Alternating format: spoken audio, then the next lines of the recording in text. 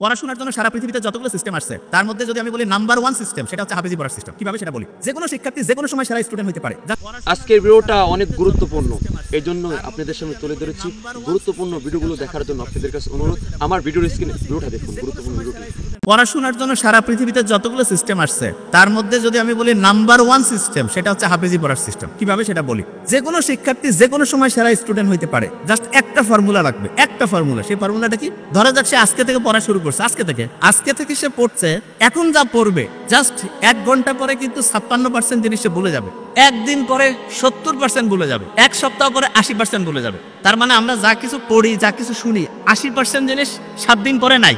অথচ কোরআন শরীফ যারা পড়ে তারা দেখা যায় যে গোটাল কোরআনের 30টা পারা একদম A to Z মুখস্থ না। তারা কিভাবে খেয়াল রাখে? কেউ যদি হাফেজি পড়াটা দেখে, দেখবে যে হাফেজিতে যারা পড়ে ভোরের টাইমে তারা একটু পড়ে এবং সকালে আবার একটু পড়ে, পড়ার পরে দুপুরের পর থেকে তারা রিভিশন দেয়, মাগরিবের পরে তারা রিভিশন দেয়, এশার পরেও রিভিশন।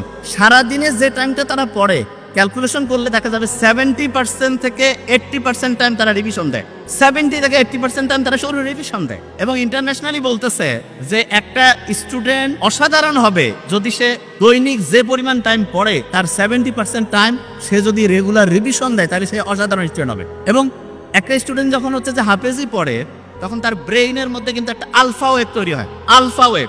এবং এই ওয়েভটা এমন, একটা পৃষ্ঠা পড়তে লাগতেছে ধরলাম যে 10 মিনিট, আপনি যদি আলফা ওয়েভে পড়েন, আলফা ওয়েভ ব্রেইনের মধ্যে, তাহলে আল্লাহর রহমতে আপনার ওই পড়াটা 2 থেকে 3 মিনিটে হবে। তার মানে স্বাভাবিকভাবে একটা পড়া আপনি যেই স্পিডে পড়েন, আলফা ওয়েভ থাকলে তার থেকে 4 থেকে 5 গুণ বেশি স্পিডে আপনি আল্লাহর রহমতে পড়তে পারবেন। তাহলে যারা কোরআনের হাফেজিতে পড়ে তারা কিন্তু ব্রেইনে আলফা ওয়েভ তৈরিটা অটোমেটেড হয়। ওই যে আমি যখন কোরআন তেলাওয়াত আমরা শুনলাম তখন এটা ভালো লাগছে না সবার? কোরআন যখন শুনলাম কি কারণে ভালো লাগলো? কারণ কোরআনের আয়াতগুলো আল্লাহ এমন ভাবে অ্যাসেম্বল করছেন, যখনই আমরা শুনি তখন ব্রেইনটা কুল ডাউন হয়। এবং ব্রেইনটা কুল ডাউন হয়ে গেলে ব্রেইনের মধ্যে প্রতি মুহূর্তে যে হচ্ছে বিভিন্ন ঢেউ আছে, ঢেউটা এমন লেভেলে আসে যেটার নাম হচ্ছে আলফা ঢেউ। এবং এই ঢেউটা ব্রেইনের জন্য খুব উপকারী।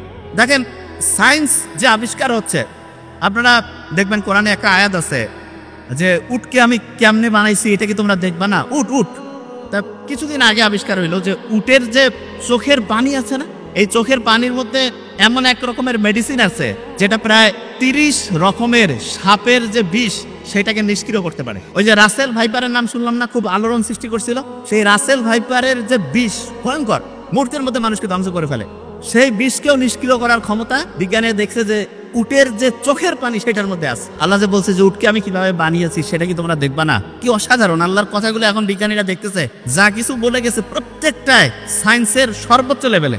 আজকের ভিডিওটা যদি আপনাদের কাছে ভালো লাগে, আপনি উপকার পেয়েছেন, তাহলে আজকের ভিডিওটা আপনি শেয়ার করে আরেকজনকে উপকার করে দিন, আরেকজনকে দেখার সুযোগ করে দিন, আপনাদের কাছে অনুরোধ।